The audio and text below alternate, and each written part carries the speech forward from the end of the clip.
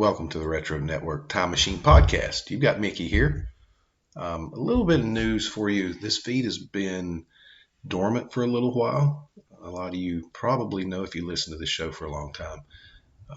We lost Jason Gross late last year, unexpectedly and very sadly. And we're still recovering at the Retro Network, or trying to recover. One of the ways I've personally been dealing with the loss of Jason is going back and listening to our old recordings as a way to bring him back into my life. And I thought, what better way to kind of honor his memory by releasing a lot of old episodes for listeners who came on late in the game or have never heard the podcast or never heard Jason in particular. On top of doing all the Retro Network podcast episodes and the TRN Time Machine podcast episodes, we had a Patreon channel. We didn't have a lot of subscribers, but they got exclusive content.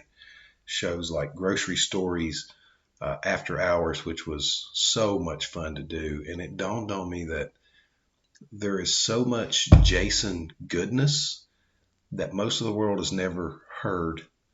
And it's a shame to keep it locked away in a vault. So I'm going to be re-releasing a lot of material, some of it older from the early days of our podcasting in 2019 that a lot of newer fans to the Retro Network may have missed or not been familiar with, or by this point may have forgotten and would like to hear again. Also mixed in with that, coming out of the vault, all of the Patreon only podcasts that we've done, I'm going to be releasing for free. So all of that great content featuring Jason can be out in the world for people to enjoy, because there's so much of it that most folks never got to hear. And Jason was always so full of life and energy and so much fun to record with that we can't keep it to ourselves. I can't keep it to myself. I want to release it to the world to enjoy. So just in this first quote unquote new episode here on the Time Machine feed, here we are right at the beginning of June. It's the start of summer. Going back to one of the very first episodes of the Retro Network podcast, Jason and I discussing old summer memories.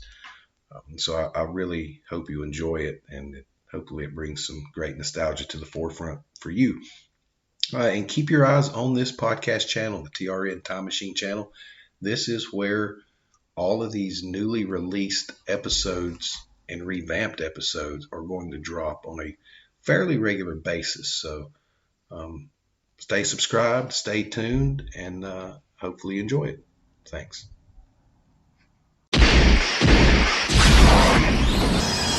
Your vehicle to the past doesn't need roads or even 1.21 gigawatts. It's the Retro Network Time Machine with Jason and Mickey!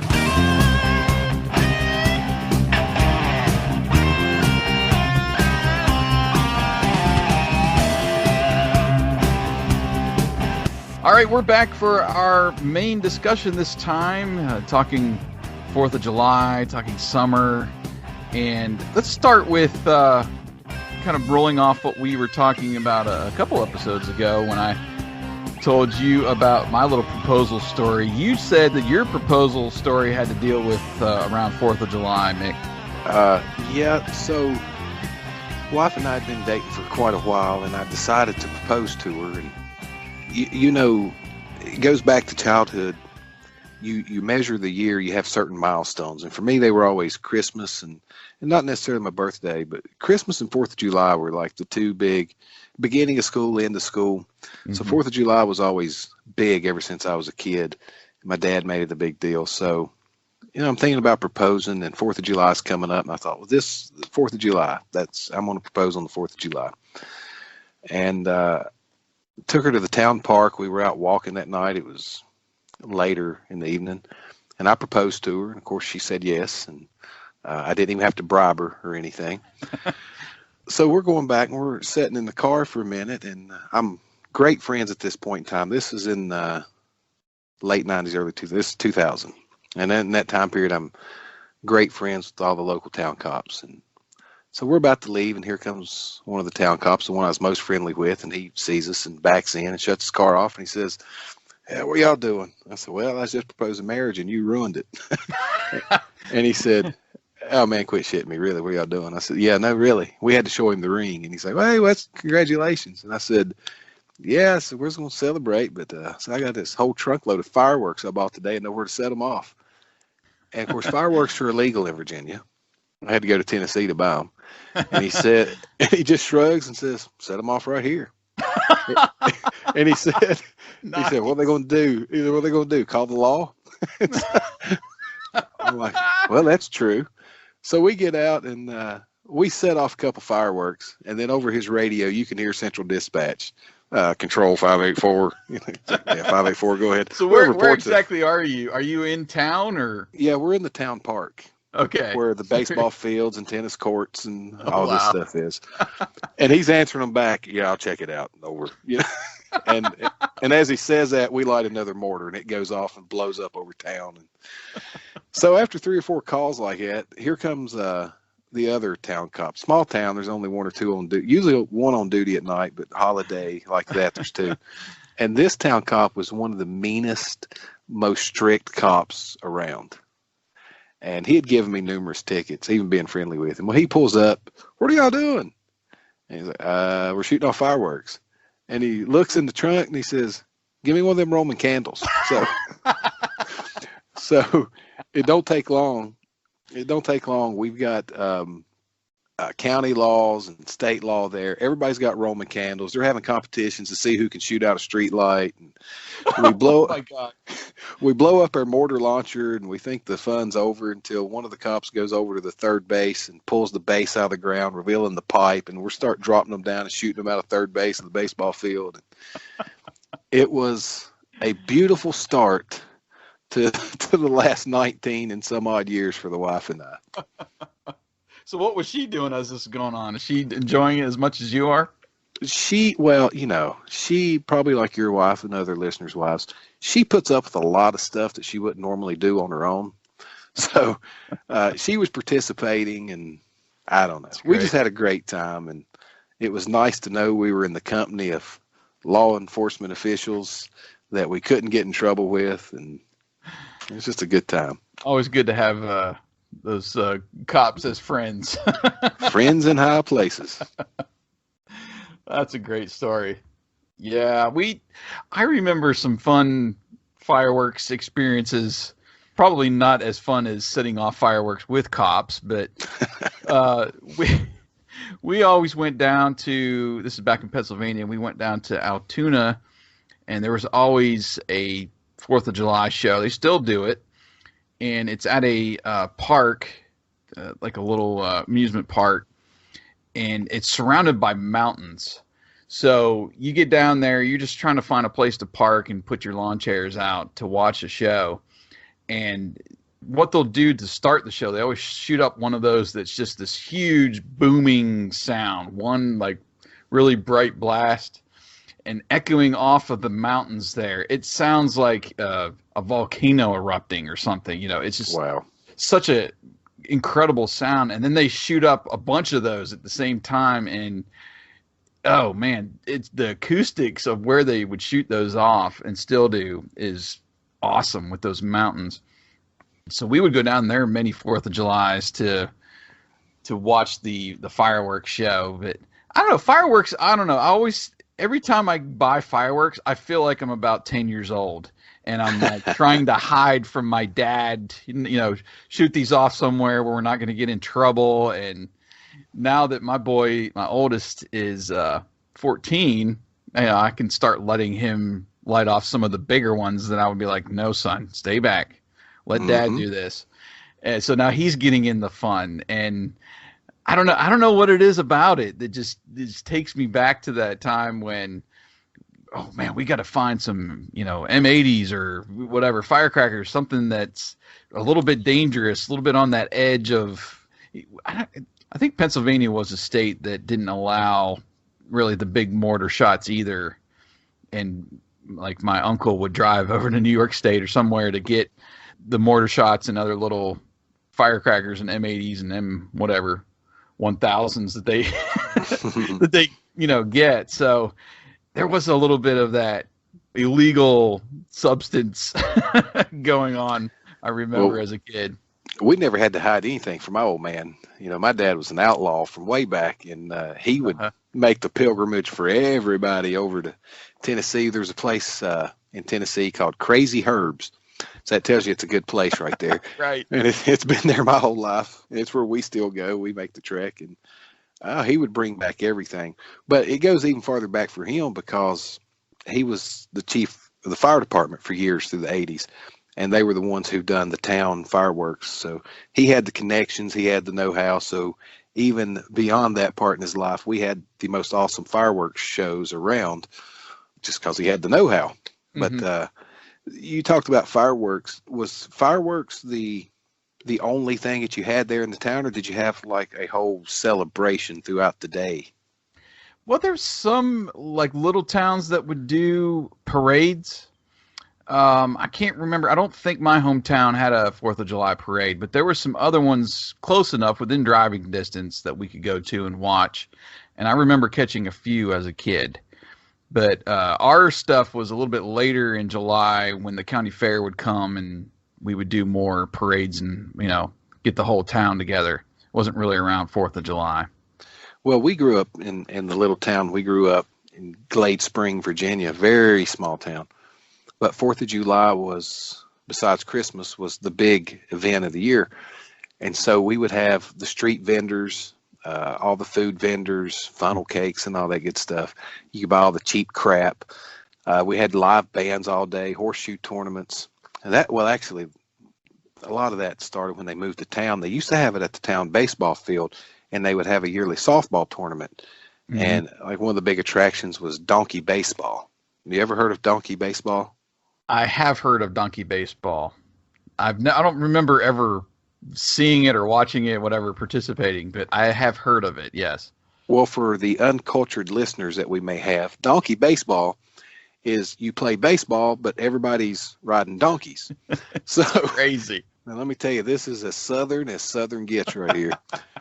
And so if you actually hit the ball, that's the easy part. The hard part is getting your donkey to run to first base with you on its back. And trying to get the donkey to run to where the ball landed so you can get off and get the thing and throw it back in field. And so crazy. That was all. Yeah, we had, I kid you not, we had the grease pig competitions. We had climbing the grease poles. Those were such good times. And the live bands, and of course, they're playing Southern rock and dance music, and they'd go all night into the fireworks and nice fireworks shows. Then they moved to Town Square. And, you know, when it was at the ball field, it would start 8 a.m. that morning. But my mom wouldn't ever want to go to like 4 in the evening because you'd end up staying there until fireworks. But when they moved it to Town Square, she would take us up to my grandmother's house who lived in town and drop us off at like 7 in the morning. And we would walk down there and spend all day long walking around eating cheap candy and funnel cakes. And and that's part of why I mentioned that was one of the benchmarks of my year. That was something I really looked forward to as a kid, was the 4th of July because of that town celebration. And now that's all kind of went away. They do a little bit, but it's not like it used to be. Gotcha. Yeah, I mean, last couple times we've been home, we usually go home on 4th of July just because that's one less day that I have to spend on my vacation time. I get, actually paid for that holiday. So we usually head home, and we've been trying to find places to shoot off fireworks to go watch last several years. And this year was fun. My stepmother, she found a place in town, a country club that was shooting off fireworks. And I was like, well, there's a cemetery right beside there that we might be able to see the fireworks from there. So let's go check it out. And it worked. We got there. We actually watched this year's show from a cemetery, which was kind of creepy and cool at the same time, I guess you'll say, because you're surrounded by all these little flags, in the ground from the veterans, and watching the fireworks shoot up over the trees there, at nighttime. It was really an interesting experience, one that I don't remember ever having, while you're watching fireworks. It's usually just oohing and ahhing over the loud ones, and you're crowded and 8 people deep in lawn chairs watching a show, and that we were the only ones there in the cemetery too, which made it even weirder, creepier. But it was fun this year. That ain't weird and creepy. You want to hear a creepy graveyard story? I can tell you a creepy graveyard story at some point watching stuff from a distance. Oh, my goodness. Well, I'll go ahead and tell it now.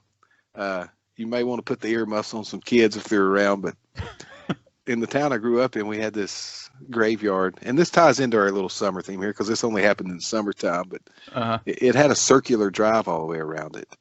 And on the eastern side of that drive was a fence, and on the other side of the fence was the drive-in theater. And, of course, the drive-in was in its dying days in the late 80s, early 90s. It no longer showed mainstream movies. It no longer showed B movies. It only showed adult movies. So, but you could go by there at night, and the parking lot of the drive-in would be empty, but that whole lane in the graveyard would have 20 cars deep lined up. Oh my gosh. Oh wow. That's wow.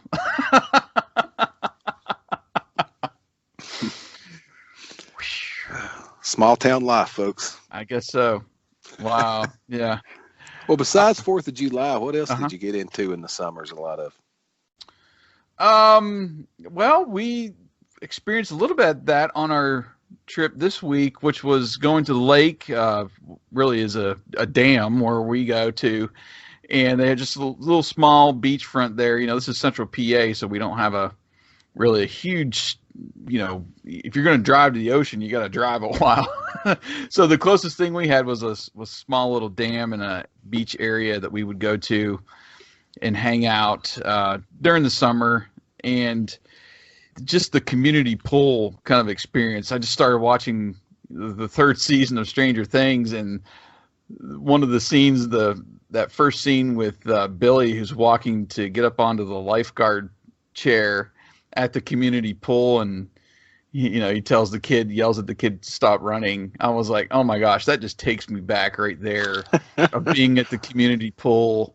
And, having the little poop scares from the kiddie pool, and there was a whole concession stand, so you'd go there and you'd fill up on sweets and soda, and you're jumping in and out of the pool, you get sick. And then the whole experience of being as a kid, and you have the shared locker room, and you're like, whoa. But yeah, I could probably tell a couple more stories about that. But anyway, that, trying to find some water, basically. We didn't have a pool at my house, my childhood home. We had slip and slide.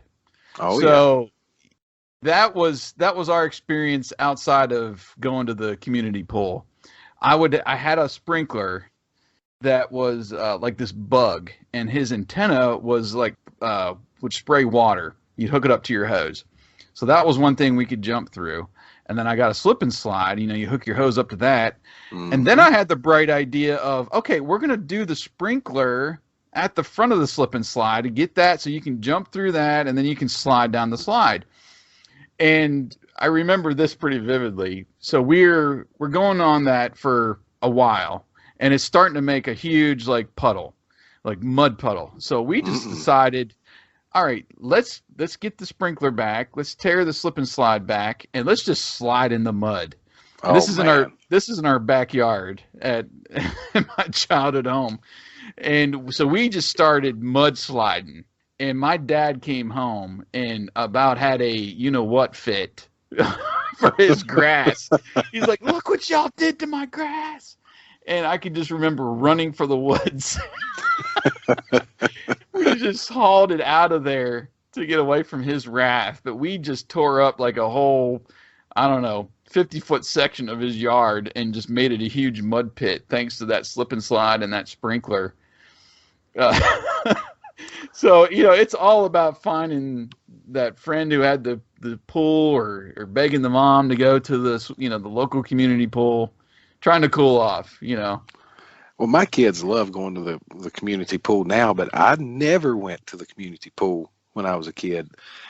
My dad owned his own business, so a lot of my summer days were filled working for him, but he paid exceptionally well for that time period and for my age, so I didn't complain. But what free time I had, was generally spent trading baseball cards. People up and down the road, other kids, and we'd run together up and down the road. We had free reign on this road that we lived on. Was only about a mile and a half long, and it was like we were a biker gang on bicycles. There were about 6 of us just running up and down the road all the time. I can remember I lived on a cul-de-sac, and it was on a little bit of a slope. So if you were at the top of the hill, you could pretty much didn't have to pedal to get to the bottom of the street, right? So I remember the summer that they repaved our street. And everybody that had a bike, a skateboard, a pedal car, I mean, like, all the kids met at the top of the hill, and we were just riding stuff down. I had 2 little pedal cars that I had as a young kid in my basement. So I'd had a John Deere tractor that was a pedal car, and then this 3-wheeler. It was called the Hot Seat, and it was like a huge 3-wheeler chopper. It had the little skinny tire in the front and 2 big plastic ones in the back. I remember dragging those to the top of the hill that day, along with my bicycle, and people were riding skateboards with their, brother or sister on the back down the paved street. Oh my gosh, it was so much fun that day. I mean, I just remember everybody seemed to be home that day. Everybody just grabbed whatever they could that had wheels to get up to the top of the street and ride on that new pavement. Yeah, that sounds pretty cool. When I was really young, my cousin lived behind us. We had a big hill, and we had the big wheels, and we would go up and down that hill all day long. And then on the other side of the years of trading baseball cards, when I got a little older in the early 90s, my dad hooked us up with one of the black boxes for cable. Mm-hmm. So we had pay-per-view, viewer's choice. And on really hot days or rainy days, my brother and I would just stay inside and watch JFK when it was on back then, and the Addams Family, and then JFK again, and then all those movies that played on loop on those channels. I remember that one year, the movie Teen Witch. I watched that one summer probably about 40 times. I've probably seen Addams Family 20 or 30 times, and I've sat through all of JFK 15 or 20 times. And we would just sit there and just watch over and over and over and over on those summer days.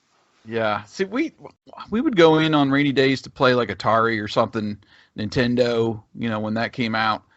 I don't remember ever sitting down like through a whole day and doing that. We were always trying to get outside. Well, see, this was in the point of time, it was hitting 13, 14 years old, and we'd be watching MTV. That's when you hit the lazy era. You've got kids, Yeah. They don't like to do stuff. Yeah, but younger than that, we still had pretty good reign of our neighborhood. None of the houses in my neighborhood had like fences that weren't fenced in, privacy fences or anything. So you could just go from like house to house to house in their backyard, and we would ride our bikes all around from the woods. And I went home and clocked it because my parents would let me go down into town as long as I was with a friend or something. We'd ride our bikes down to the candy store, and then we also would ride our bikes. There was a lot of 4-wheeler trails going around where our neighborhood was, and we would ride our bikes back these 4-wheeler trails and would go over to the cemetery that was paved, and we would it was like the graveyard 500 on our bicycles riding around that cemetery until, somebody paying their respects would get mad at us and, you kids go somewhere else, But it was like 3/4 of a mile that we would ride down to the candy store and then back, with no parental supervision. Yeah. And it's weird to think about that now, as a parent, and how short that leash is even around your own like neighborhood. Oh, I know. And that road I grew up on, we'd ride bikes. One year, one of my dad's maybe second cousins or something opened a little diner. See, this road we lived on, you had the main highway, and this road turned off of it and eventually went back to it. Mm-hmm. So kind of like in the middle of that, there was a pull off, and they opened this diner. And we'd go down there and eat sometimes, and Dad told him, said, hey, if he comes in here and he wants something to eat, just go ahead and fix him whatever he wants, and nice. I'll pay, So we went down there on a Saturday, like the following week, and we're eating, and she brings the bill, and she said, do you want to go ahead and pay for the stuff he's got this week? And she's like, yeah.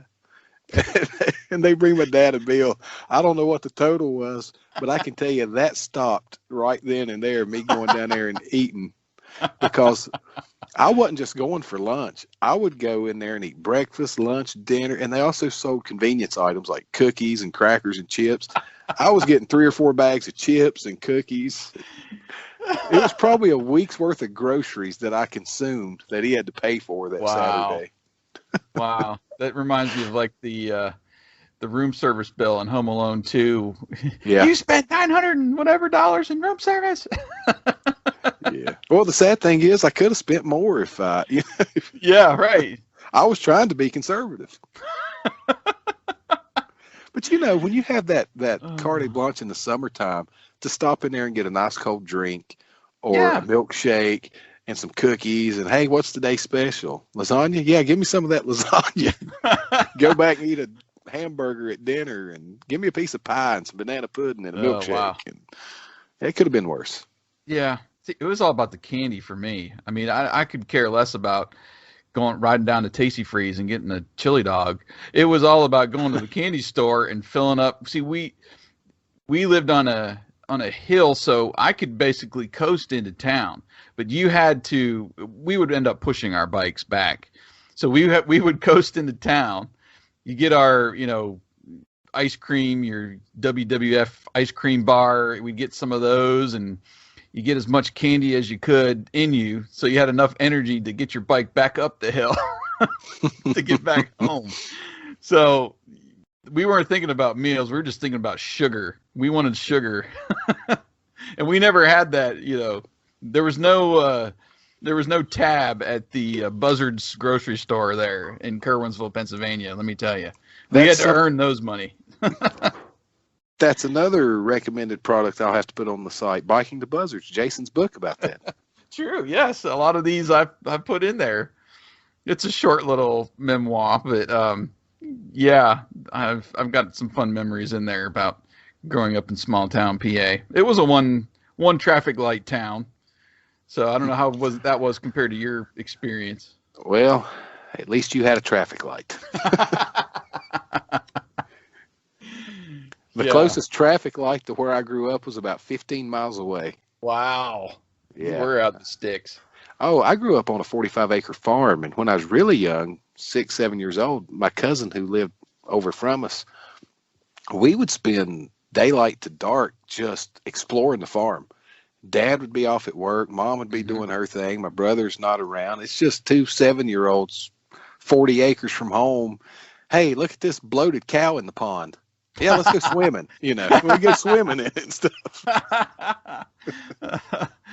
We had kind of the same thing. I mean, that little cul-de-sac, there's probably 20 homes, up and down each side. There was a Jehovah's Witness church that you can read all about the stuff that we did there in my book. But we would climb up on the roof of that during the summer and just hang out. Hey, I'm on top of a building, acting all badass. But we had farming land around us, so we'd go up there and find corn and store that for our Halloween prank days when we go corning. Wait. What's corning? You don't know what corning is? Okay. No, I mean I grew up in the backwoods, but that one has passed me by. So you go up there, you find some corn and shuck it, so you get down to the kernels, and then basically Halloween night you just grab a handful of kernels and throw them as hard as you can at the neighbor's door. Which was usually a screen door, so it made a loud noise. So it was twofold in the fact that you got to throw it and make a loud noise to scare all the people in the house, and then the next day they had to come out and sweep it all up. Okay, so you were letting the corn dry and taking the hard kernels off and throwing them by the handful. Yes. Why not just throw the whole stalk with the hard corn kernels on it? Well, we weren't. That'd make a louder noise. It would make a louder noise, but we were more into the prank and not property damage kind of age range there, Yeah, just egging and toilet paper was just too simple for you all. Oh yeah, no, we did that too, but corning was part of it. part of the process. I've never heard of corning until just now. Well, there you go. We'll have to make that a TRN discussion around Halloween, all of our Halloween pranks. Heck, I'll make that a video. Me and the kids will go corning this year, and we'll film it.